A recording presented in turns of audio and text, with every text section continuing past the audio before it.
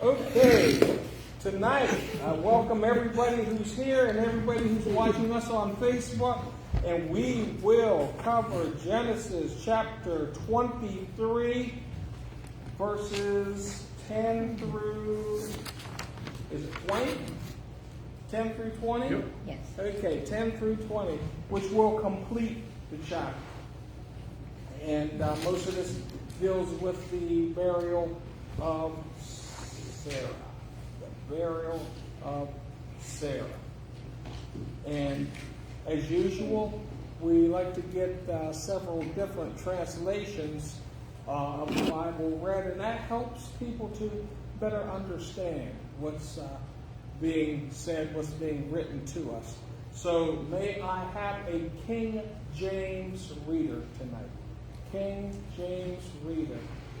Looks like an arm wrestling going on. I'll read it if you want. Is it hard? Is that why you're saying me? It's hard. Okay, so Shirley, you shall read King James. Does anyone have the New King James?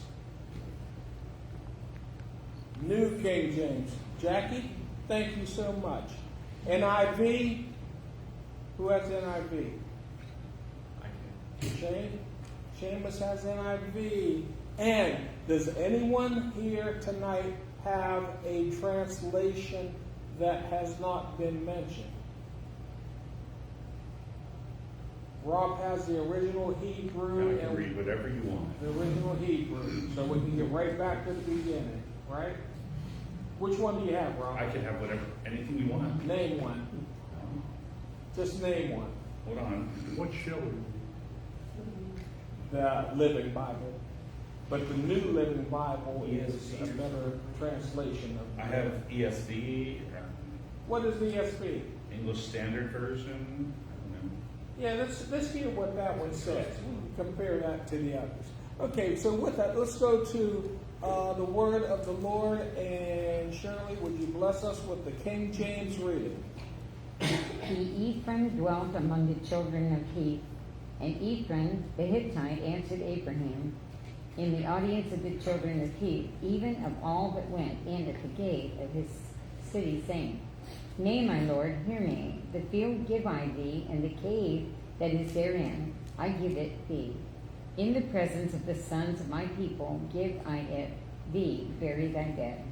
And Abraham bowed down himself before the people of the land. And he spake unto Ephron in the audience of the people of the land, saying, But if thou wilt give it, I pray thee, hear me. I will give thee money for the field. Take it of me, and I will bury my dead there. And Ephron answered Abraham, saying unto him, My Lord, hearken unto me. The land is worth 400 shekels of silver.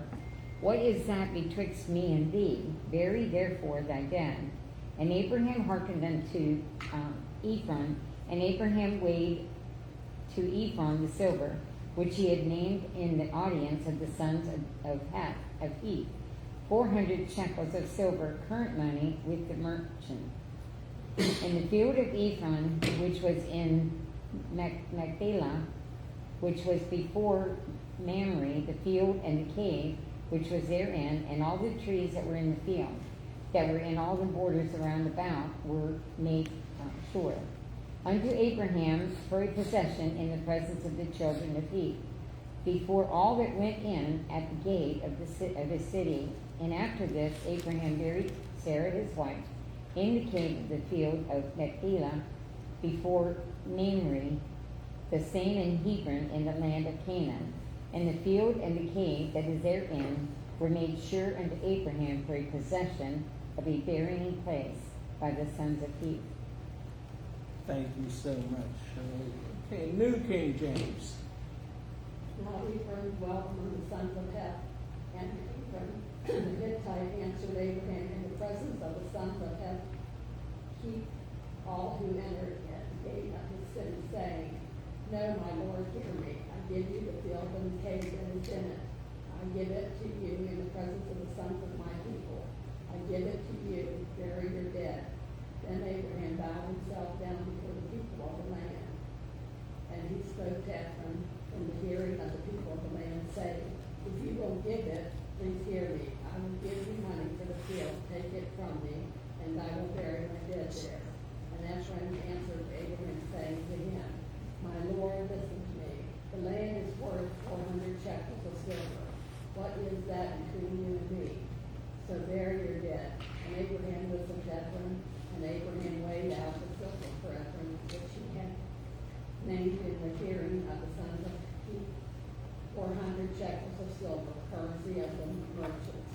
for the field of Ephron, which was in Machpelah, which was before Mamre, the field and the cave which was in it, and all the trees that were in the field, which were within all the surrounding borders, were deeded to Abraham as a possession in the presence of the sons of Heth, before all who went in at the gate of the city.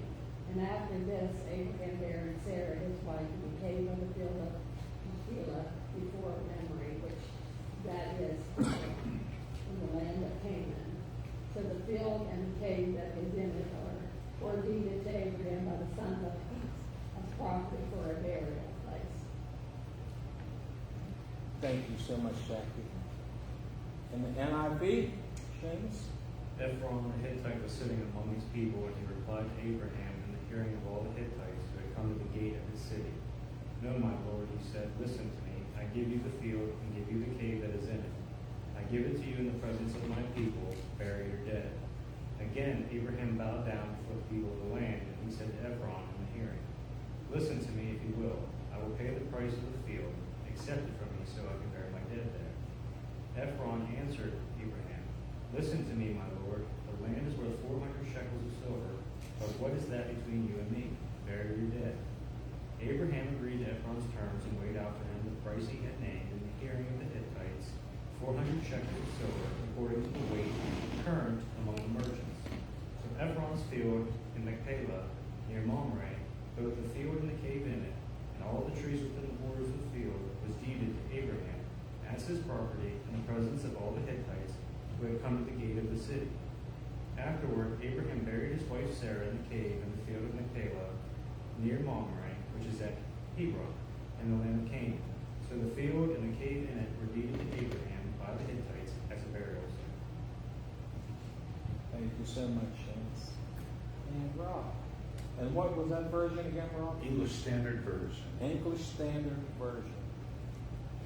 Now Ephron was sitting among the Hittites, and Ephron the Hittite answered Abraham in the hearing of the Hittites, all of who went into the gate of his city.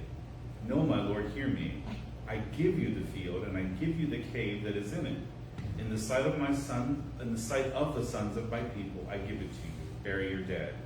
Then Abraham bowed down before the people of the land, and he said to Ephron in the hearing of the people of the land, but if you will, hear me. I give the price of the field. Accept it from me, that I may bury my dead there. Ephron answered Abraham, my lord, listen to me. A piece of land worth 400 shekels of silver. What is that between you and me? Bury your dead. Abraham listened to Ephron, and Abraham weighed out for Ephron the silver that he had named in the hearing of the Hittites, 400 shekels of silver, according to the weights current among the merchants. So the field of Ephron in Machpelah, which is east of Mamre, the field with the cave that was in it, and all the trees that were in the field throughout its whole area, was made over to Abraham as a possession in the presence of the Hittites, before all who went in at the gate of his city. After this, Abraham buried Sarah his wife in the cave of the field of Machpelah, east of Mamre, that is Hebron, in the land of Canaan. The field and the cave that is in it were made over to Abraham as property for a burying place by the Hittites. Thank you so much for the reading of God's Word, and I trust that people have an understanding of what has been read. Now, this place, this Mamre or Mamre, whichever way you want to pronounce it, what have we found out in the past in our studies about this place? What was there as like a permanent living monument? There was a certain tree there, right? And at that tree, who did Abraham meet on a regular basis? That God, there at that tree. So this was a place that was special to Abraham. Just like in our own lives, there are places where you might be, where you actually feel closer to God than in other places, and that place is special to you. So, you desire to be in that place or at that place because that is where you may have met God for the first time, or that's where your prayers may have been answered, and you desire that place, and it just has a special place in your heart. It doesn't mean that God is not everywhere. It just means that that place is special to you, and this place was special to Abraham. So that's why he proceeded. So with that, number one, where was Abraham when he purchased the cave for Sarah's burial? In Genesis 23:10. Where was he? He's at the gate. At the gate. Okay? So he made that interaction at the gate, and at that gate of these cities or areas at that time, that's where a lot of the legal proceedings took place. That's where the judge of the area sat. So this is making this all legal with this purchase, because he was right there at the gate, and that's where all of the important associates of the city would be gathered as well, is at the gate. Very good. Why did Abraham need to negotiate with Ephron for the land? This is not a trick question. Why do you think he had to negotiate with him? He owned the land. The land belonged to him. See, it wasn't a trick question. Thank you, Butch. He was looking at the landowner, and that's who he had to talk to buy the land. That's why earlier in the chapter, he wanted someone to negotiate for him, but he ended up negotiating them for himself.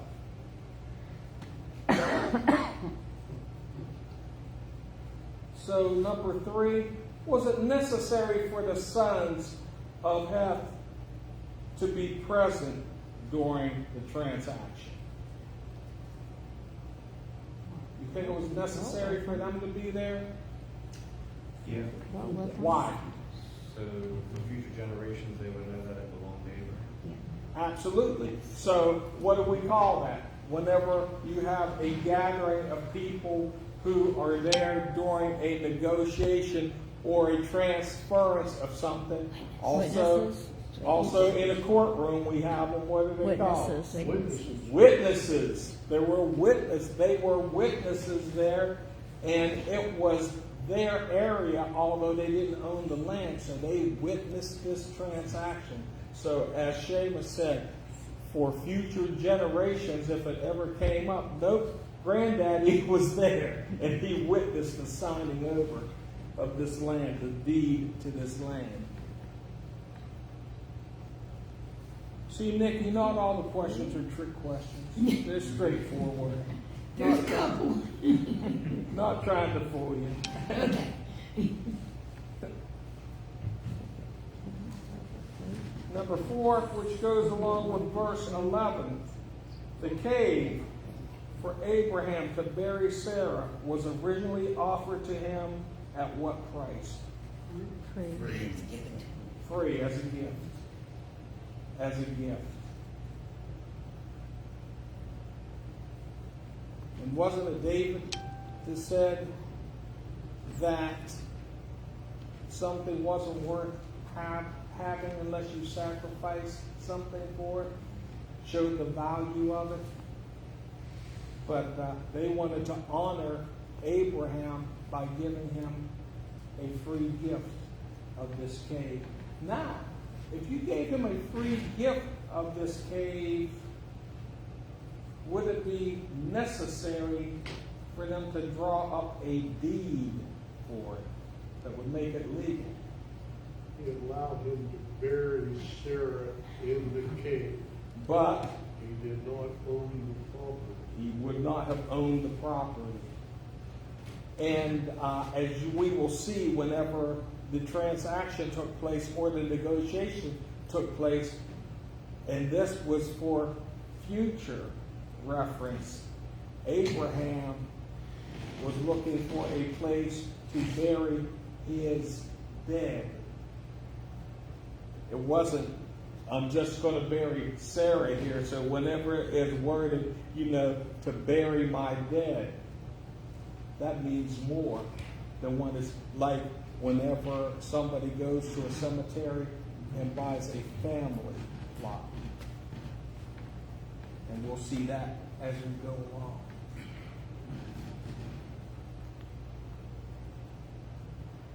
Number 5, which goes along with verse 12. How did Abraham show respect to Ephron and the people? Bow down. Now, he's a big, important man, right? He's a big, important man, and they see him as an important man. And you'll see that whenever he was addressed as Lord. Isn't that considered like he humbled? He humbled himself. Yes, he bowed down before them, showing them respect. Thank you for the offer, but no thank you. Yes, absolutely. Absolutely. Number 6, which goes with verse 13. What did Abraham, now make sure you're only looking in 13. What did Abraham offer for the field and the cave? Don't jump ahead. Look at what 13 says. Whatever it was worth. The full price. The full price. So now the ball's back in Ephraim's court. Okay? He offered this for free, right? So now Abraham's offering the full price. So could Ephraim say, well, let me see, the gift I was giving you was worth X number of dollars, shekels, whatever. I mean, that's like whenever I gave Patty the engagement ring. You know, that engagement ring, I told her it cost me $50,000. And I actually got it from a pawn shop. No, that didn't happen. That didn't happen. Yeah. Cracker Jacks used to have good prices, right? Used to. But no, I mean, he may have in front of all these people inflated what the thing was actually worth. But then Abraham turns the tables and he kind of fools him.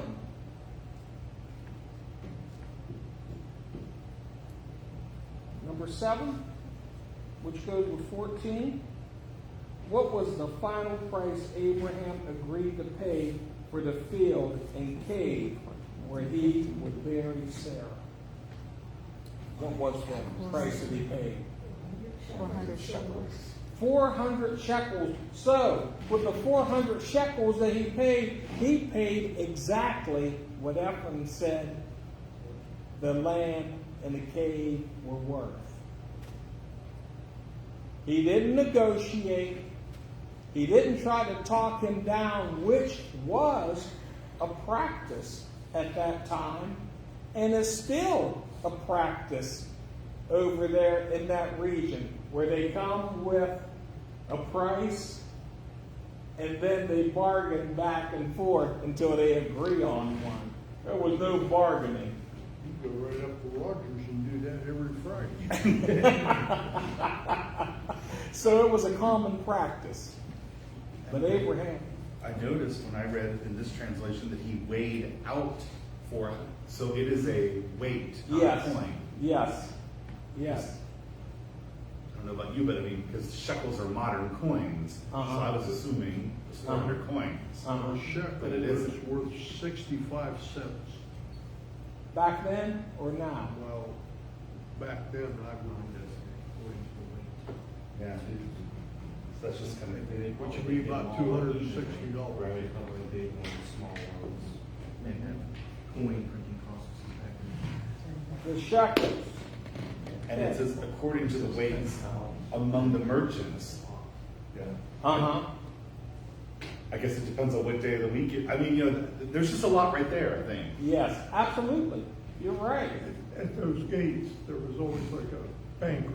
Uh-huh, and he had a scale, uh-huh, and that's what you negotiated with. Uh-huh. In other words, if that was an ounce or an ounce and a quarter, then you found us, whatever they had there, that was the instrument that they used to make the weight.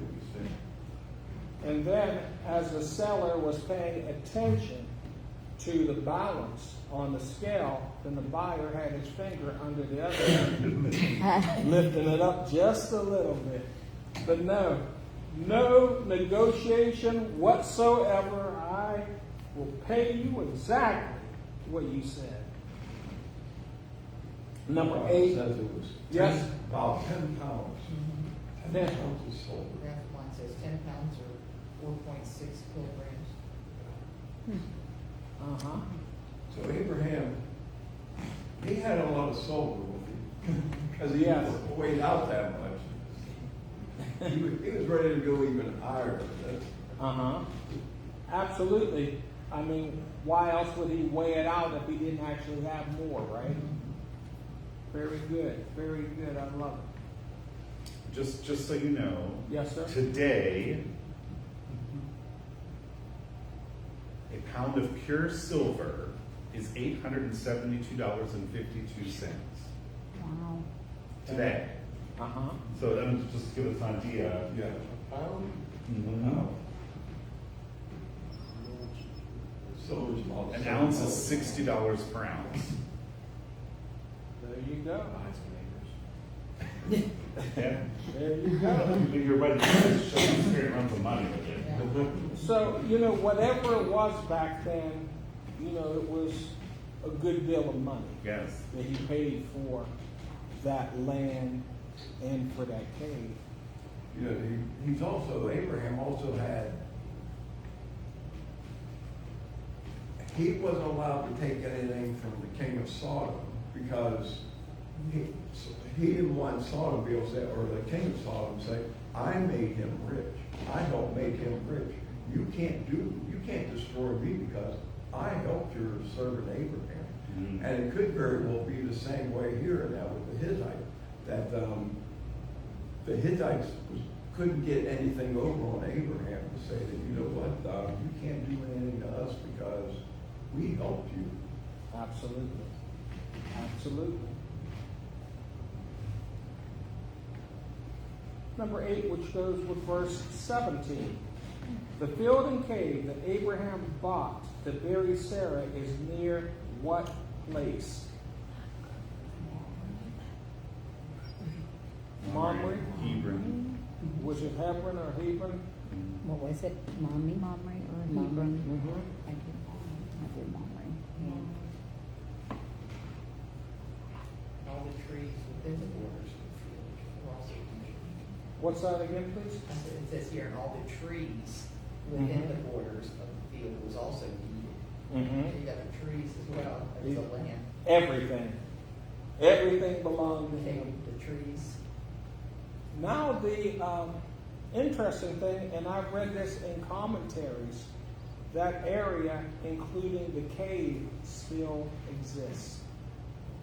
The area, including the cave, still exists. I don't know whether they've put up any type of buildings there or not, but that's interesting that, if you dare go to that region today, you could actually visit that area. Actually, a little bit about that. Go ahead. It's like a modern buildings around it now. Uh-huh. And when Israel first took over back in like the 60s, that area, they sent a 12-year-old girl down in the hole because it's only big enough for like a 12-year-old girl to fit. She took some photos. And you can actually, the tombs are still standing because they were upright tombs. And those tombs match the artwork from like 500 years earlier. That area was going back and forth between different people where it became a tourist destination. And they make people pay to go down there. Then it became like an anti-Jew place at one point. It was like, you're only going to go down to the second step. But yeah, it's still over there. You can't go into the cave part of it, but the photos are on the internet. Like those in the 60s and what real. So, you hear that? You can go on the internet and see pictures that were actually taken there. at that place. Interesting. Number 9. Who was witness to this transaction? Think back to our reading. Who was witness to the transaction? People who were gathered there, and some of the people were the sons of Heth or Heath, right? And Ephraim was there, and of course Abraham was there, and they all witnessed this signing of this deed in this transaction. And that's called traffic for a while. Oh yeah. You start opening boxes and dragging out all that silver and measure it right through.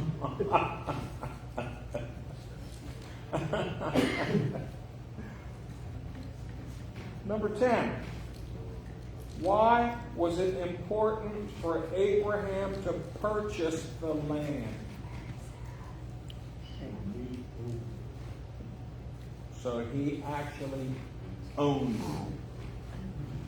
it. It was important because he actually owned it, and that protected the actual sale or takeover of the land from someone else. On a personal note, Patty and I, we were checking in the cemetery where her parents are buried, okay? And there are places in that cemetery where her parents are buried that no one is buried. And it's because those plots were purchased by somebody, and it may have been over 100 years ago that those plots were purchased by somebody. Although no one is buried there, those places are not for sale because they belong to somebody. So in this similar situation, when we go back to here, no one else was allowed to purchase that cave or that land around it. And I didn't know that until, Patty and I were talking to the folks that, manage the cemetery. So those places will go unused.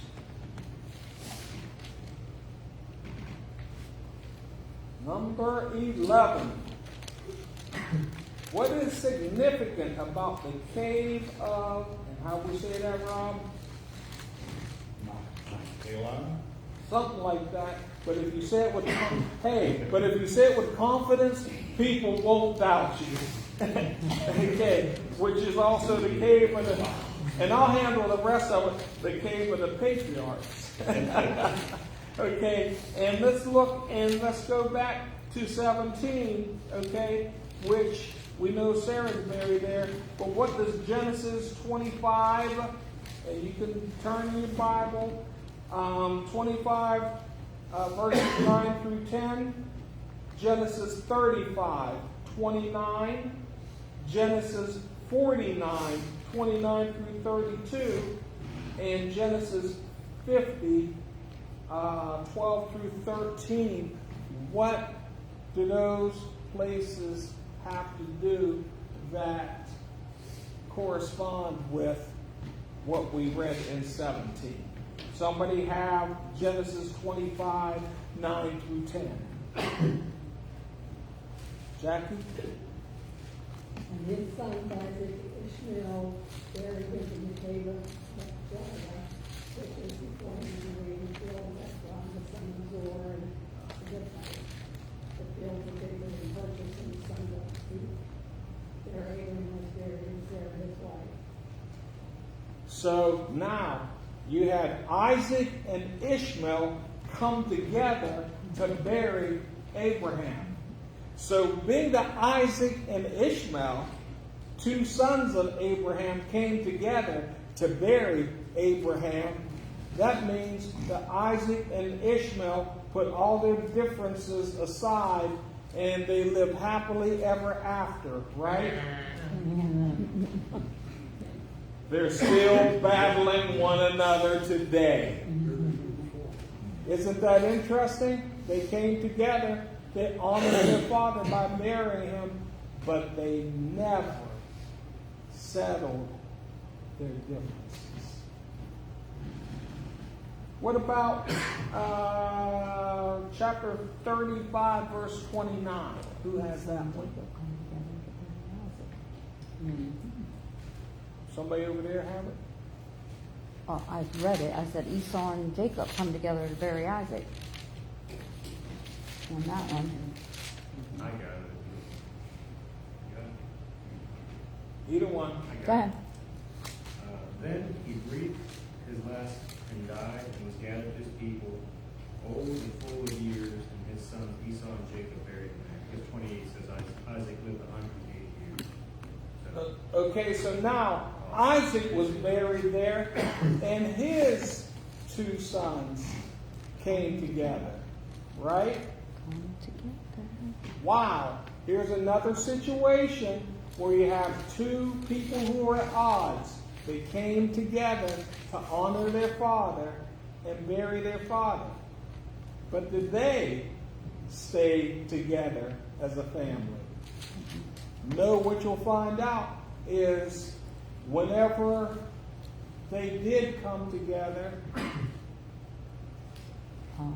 Esau went one direction and God sent Jacob in a whole different direction.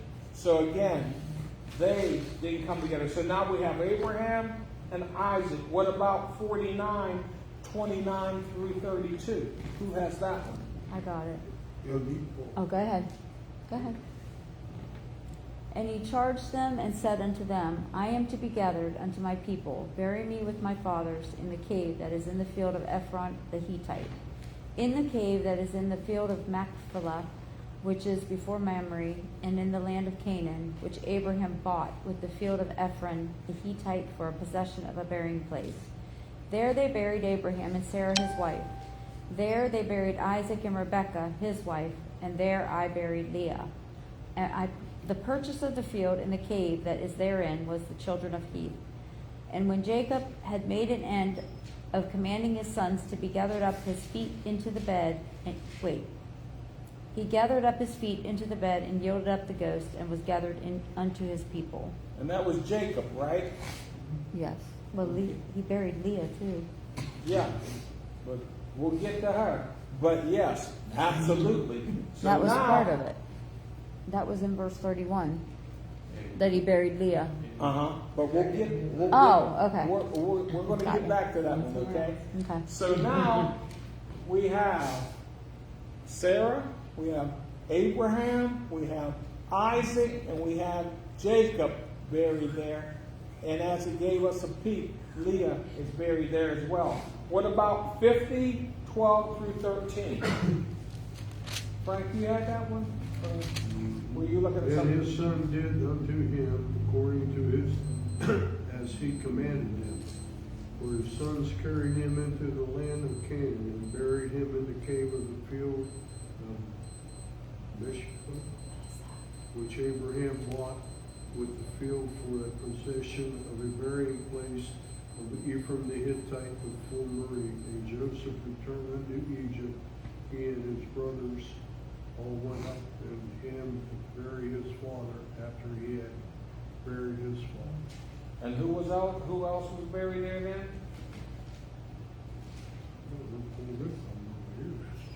That was Jacob.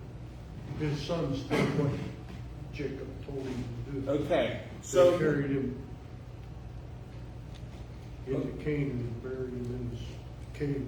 okay, so now we have Leah buried there, but was Leah the wife who was the loved wife? Rebecca was buried there too. No. Rebecca is buried near Jerusalem.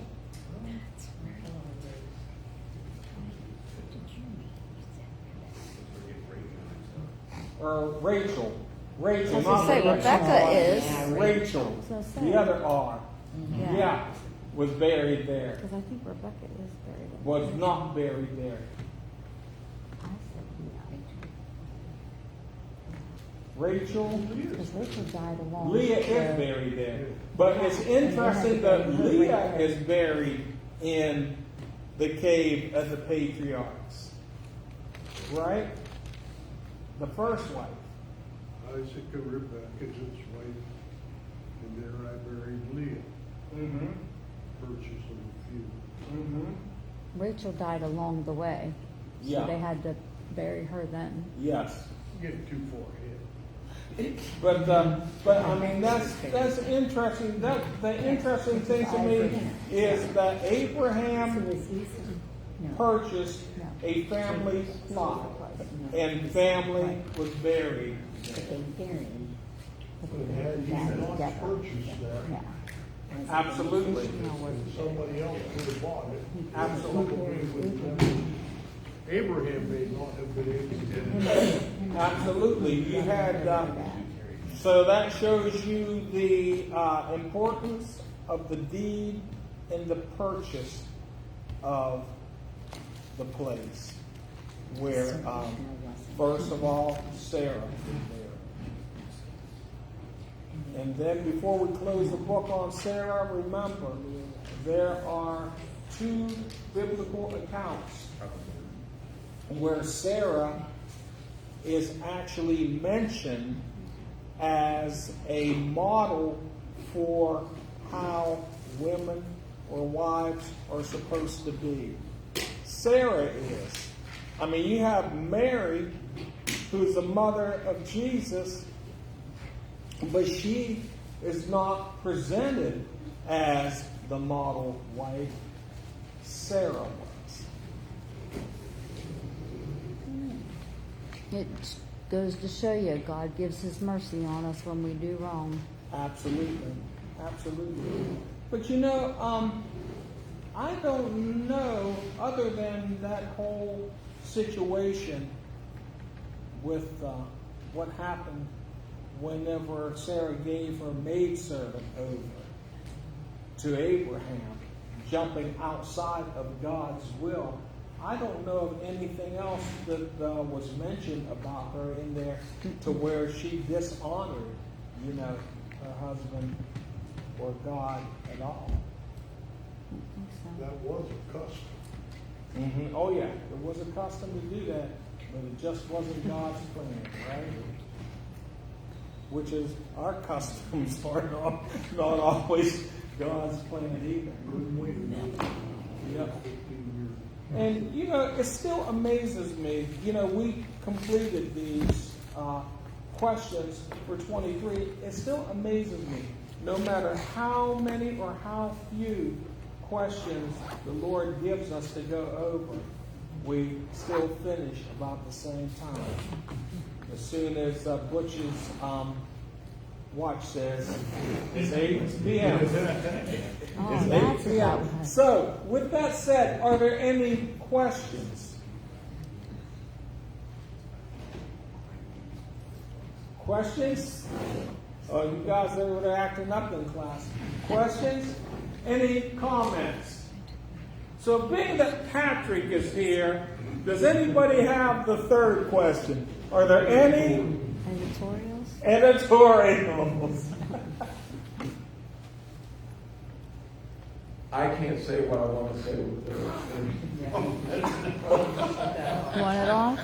How you turn it off? Finish. But don't turn it off, no. Just Finish. Finish. Yeah. Oh. And then it should say done.